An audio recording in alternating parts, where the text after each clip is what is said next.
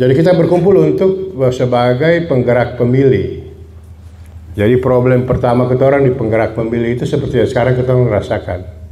Ini makanya kenapa diambil semua posko, karena posko itu yang terdekat dengan TPS. Dan kita orang pasti tahu kenapa penggerak pemilih. Satu, untuk memastikan bahwa seluruh peserta, seluruh pemilih sudah mendapat undangan. Nah, sama dengan tugas posko sebenarnya. Nah, selama ini posko tugasnya apa? Malam dulu pos kami dulu bikin apa juga di situ. Apa sih yang dikerjakan? Nah, sekarang kita mau masuk pencoblosan, pemungutan suara. Jadi harus memastikan pemilih, terutama pemilih Maren.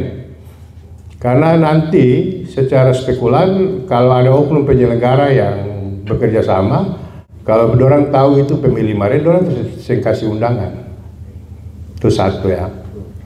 Yang kedua adalah di dalam undangan itu menentukan tentang jam pencoblosan. Tidak semua orang datang pagi, karena pasti antrean panjang, jadi ada tulisan jam. Satu TPS itu terdiri dari, kalau pileg itu 300, di pilkada ini 600. 600 itu diperkirakan pemungutan suara ditutup jam 15.00. Kalau ditutup jam 15.00, maka perhitungan itu sekitar 3 jam, mungkin jam 18.00 sore, jam 6 sore baru bisa tahu siapa yang menang di TPS itu. Yang kedua, menggerak tadi untuk memastikan DPT. Yang kedua adalah mengingatkan, karena ada yang lupa dan kemudian dia pergi nelayan, dia pergi kebun, apalagi sesuai yang dapat undangan pasti lupa. Jadi malam hari ini bikin rame-rame di posko, itu tujuannya. Lalu yang ketiga adalah kita bantu di sekitar TPS untuk mengantisipasi sebagai saksi. Kita orang di luar TPS, tapi di samping itu sebagai saksi. Kita orang ini bukan saudara dorong yang ini, tapi nanti baku bagi tugas di posko. Nah, apa tujuannya?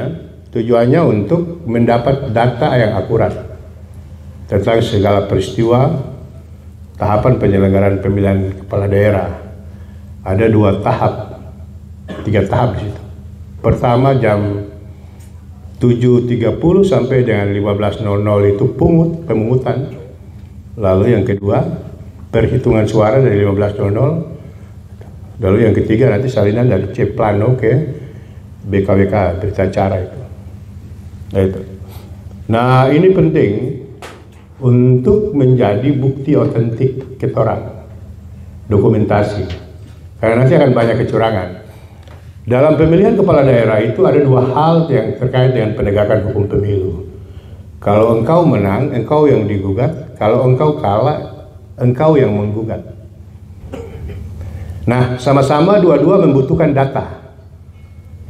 Dua-dua membutuhkan data. Datanya apa? Nanti ada di situ, di modul itu nanti orang tinggal baca. Kalau kita baca nanti waktu saya muat. Jadi beta mulai cerita begini. Beta ini pengacara Mahkamah Konstitusi.